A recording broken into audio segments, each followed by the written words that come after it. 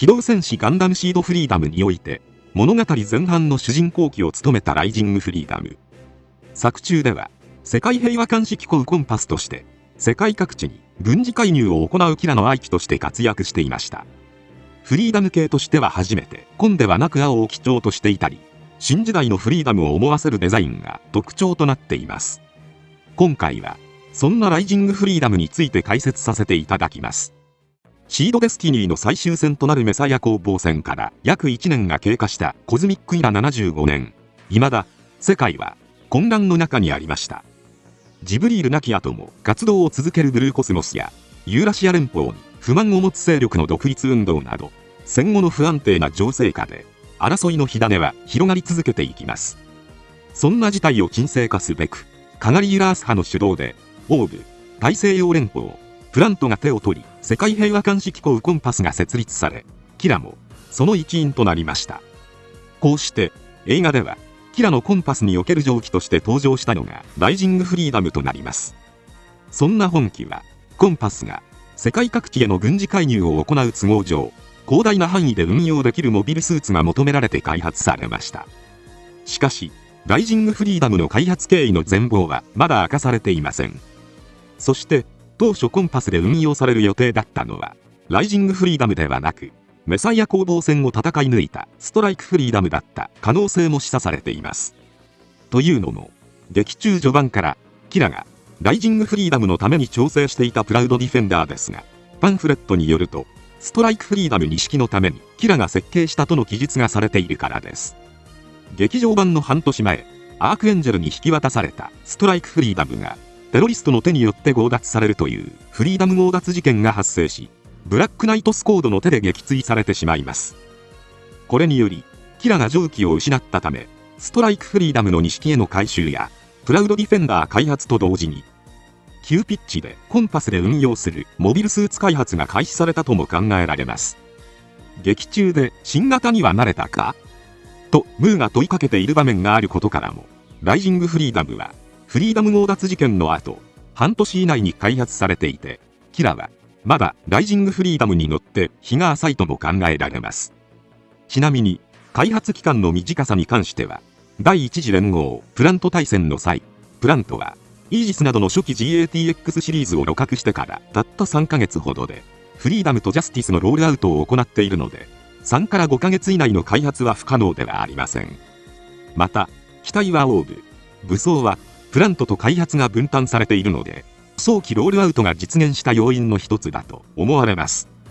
この場合、特典小説月光のワルキューレでは、イザークが新しいモデルのフリーダムとジャスティスを届けに向かっていて、この時のパイロットがアグネスとその彼氏のレオナードとされているので、ライジングフリーダムはオーブで開発された後、最終調整をプラントで行ってから、レオナードによってミレニアムに届けられたと思われます。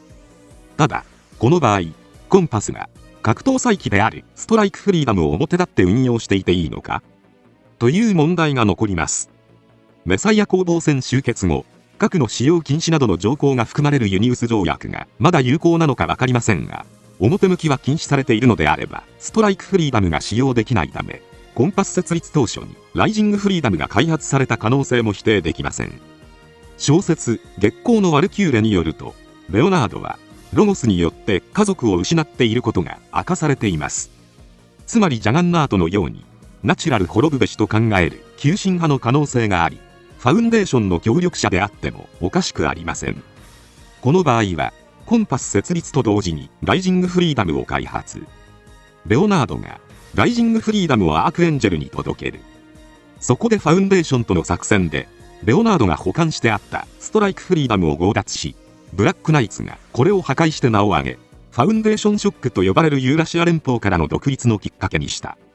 また、フリーダム強奪事件を受けて、ブラックナイツの性能の高さを目の当たりにしたことから、ライジングフリーダムだけではなく、ストライクフリーダムの回収兼プラウドディフェンダーの開発に取り組むことになった。このような流れになると考えられます。ただ、フリーダム強奪事件に関しては、映画小説ともに、ほんの少し触れられているのみであり、小説の後書きによると意図的に触れていないようです。映画が素晴らしいヒット作になったので、後日 OVA などで明かされると思われます。そんなライジングフリーダムは、ストライクフリーダムの運用データをもとに、オーブが村雨で培った可変技術を取り入れて設計されました。本機は、ワンオフ機ではなくコンパスの正式採用機であり、同時期に開発されたイモータルジャスティスとは、フレームの共通化が図られていて、それをベースに、運用方法によって武装などを変えることができるという汎用性が高い機体に仕上がっています。なお、福田監督インタビューによると、設定段階では、武装が違うだけで同じ機体という構想だったことが明かされています。特徴として、まず、モビルアーマー形態への変形機構を有しています。これは、コンパスの活動範囲が広大である、都合上、宇宙と地球へ行き来するために採用されたと考えられます。劇中では、大気圏突入はもちろん、アークエンジェルのローエングリン照射によるポジトロニックインターフェアランスの補助ありきとはいえ、短期で大気圏離脱も行っていました。ちなみに、冒頭の出撃シーンは、ゼータガンダムの出撃シーンを参考に作られたもので、初期案では、最終版とアングルが異なり、くるっと一回転しながら変形するようなシーンになっていましたが、機体の分かりやすさを伝えるため、最終版の構図になったことがスタッフインタビューで明かされています。実弾攻撃を無効化するバリアブルフェイズシフト走行に加え、コックピットには全編集式モニターが採用されるなど、最新技術が数多く盛り込まれています。使用動力が核なのかバッテリーなのかについてはまだ明かされていません。しかし、コンパスは国家間の正式な手続きを踏んだ上で設立された組織であり、ユーラシア連邦はコンパスを認めていません。コンパスが強力な戦力を持てば自国が蹂躙される危険性を考える国家であれば、なおさら警戒されてしまうのが必然なので、コンパスの立ち位置的に核動力機とは考えにくいと思われます。また、守られないことでおなじみのユニウス条約に対する配慮も必要になると考えられます。さらに、劇中では戦術核を使用したことに対し、条約違反だぞという発言も見られるので、表向きは核動力機は使用できない情勢と考えられます。他にも、カードゲームバトルスピリッツでは、シード系機体の共通効果として、核エンジン搭載機はレベル1からバリアブルフェイズシフト走行を発揮できますが、ライジングフリーダムはバッテリー機共通のレベル2からしかバリアブルフェイズシフト走行を発揮できないようになっています。そして、劇中では、ライジングフリーダムの OS が表示されますが、これはストライクと同じ General Unilateral Neural Link Dispersive Autonomic Maneuver Complex になっています。シード界の今までの核動力機は OS 表示の中にニュークリアが含まれていましたが、ライジングフリーダムには含まれていません。これらの内容から、本機はバッテリー駆動か、または小説で示唆されている新型融合炉を搭載している可能性があります。なお、シード界の核エンジン機といえば、核分裂を利用してエネルギーを生み出すというものですが、アークエンジェルのような大型戦艦にはそれとは違う核融合炉が使用されているので、もしもライジングフリーダムが新型融合炉を搭載していて、これが戦艦に搭載されている駆動源の小型化に成功した産物だった場合、バッテリーでも核でもない新たな動力源の機体となります。そんな本機の武装は、イモータルジャスティスと共通の高エネルギービームライフルに連結機構を備えたベルシーナビームサーベル、頭部の 31mm 近接防御機関砲シュラークファング、両腰にはバイパー3レールガン、ウィング部に超高インパルス砲シュトゥルムスバーハーを持ちます。フリーダムとストライクフリーダムのハイブリッドを思わせるような武装構成となっています。また、本機からの新兵装として、ビームブレイド発生機を搭載したフラッシュエッジ G3 シールドブーメランを装備。無線誘導で操作可能なシールドで、デストロイのシュットゥルムファウストを両断していることからも、かなりの威力を持つことが伺えます。ブーメラン系の武装は、ドラグーンの無線誘導方式を応用しているので、自動で戻ってくるという設定が存在するので、無線誘導方式が発展して攻撃距離が伸びたブーメラン系武装として完成したと考えられます。劇中では、フルバーストと同時に射出して、ビームをシールドで防いだ敵機に、シールドブーメランで追い打ちを行うなど、かなり多用されている武装でした。登場者であるキラが、ストライク時代からシールドを投げ捨てて戦う場面がよく見られたため、射出して攻撃も行えるシールドというのは、特に肌に合っている武装なのかもしれません。また、モビルアーマー変形時には、機体下部へビームライフルとともにマウントされるという、アビスのモビルアーマー形態のような武装配置になります。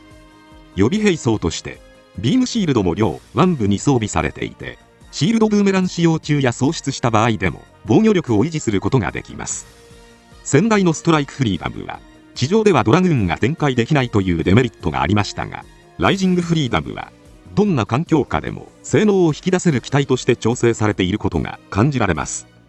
なお、機体本体の開発はオーブ、武装関連はプラント、OS の名称は GATX シリーズと同じもの、つまり連合系の技術が含まれているという開発経緯からも、ライジングフリーダムは国家や体制の枠を超え発足したコンパスの象徴的機体と言えるのではないでしょうか。劇中では冒頭から登場し、ブルーコスモスのゲリラ部隊鎮圧のためミレニアムから出撃、大気圏突入を行い、戦場へ直接赴いていました。戦火を広げたくないという理由から、ゲリラ部隊を短期で請け負いつつ、戦闘停止に応答しなかったザフト軍側の陣もなぎ払うなど、鬼神のごとき活躍を見せました。ファウンデーション王国と合同で行ったミケール捕獲作戦にも参加し、イモータルジャスティスと連携してデストロイを撃破するなど戦果を上げます。そんな中、ブラックナイツが仕掛けた精神攻撃によりキラが暴走。幻のミケールを見せられ、ユーラシア連邦領内に侵攻し、防衛部隊への攻撃までしてしまいます。オルフェの策略により、ラクスの口からキラへの攻撃許可が下りたことで、ブラックナイトスコードが一斉にライジングフリーダムへ襲いかかりました。突然の裏切りと直前まで精神攻撃を受けていた影響からか、キラもとっさに対応できず、一気に左翼、ライフル、盾を消失。その後もビームシールドでなんとか攻撃をいなしつつ応戦しますが、性能差と数の暴力を前に徐々に追い込まれていきました。そしてレールガンと右腕も失ったところを、シバーから放たれた無数の針で機体中を貫かれてフェーズシフトダウンしてしまいます。そこへ追い打ちをかけるように、アグネスのギャンによる攻撃で死死をもがれ、完全に戦闘不能となりました。なお、針で機体を串刺しにされた際、コックピットも貫かれていますが、小説版ではキラはとっさに体をひねったことでミンチになることを免れてたことが明かされています。その後、駆けつけたアスランによってキラは救助されたことで機体は放棄されました。そしてブラックナイツの策略で放たれた核ミサイルの爆発に巻き込まれ、機体は完全に失われています。こうして主役機ながら最後は跡形もなく吹き飛んだライジングフリーダムですが、終盤のマイティストライクフリーダムの活躍を見ると、仮にプラウドディフェンダーの調整が間に合っていたら、ブラックナイツにどのように対抗できていたのかも気になるところです。余談ですが、小説版によるとデスティニーはイモータルジャスティスより火力で劣るとされています。火力というのが何を指すのか不明ですが、この話からライジングフリーダムはストライクフリーダムよりも火力が高いと思われます。しかしライジングフリーダムはワンオフ機ではなく正式採用機なので、キラは自分用にチューニングされたストライクフリーダムの方が扱いやすく、劇場版のような展開になったのかもしれません。今回は以上となります。チャンネル登録されるかはお任せいたしますので、もしよければもう一本動画を見ていただければとても嬉しいです。最後までご視聴いただきありがとうございました。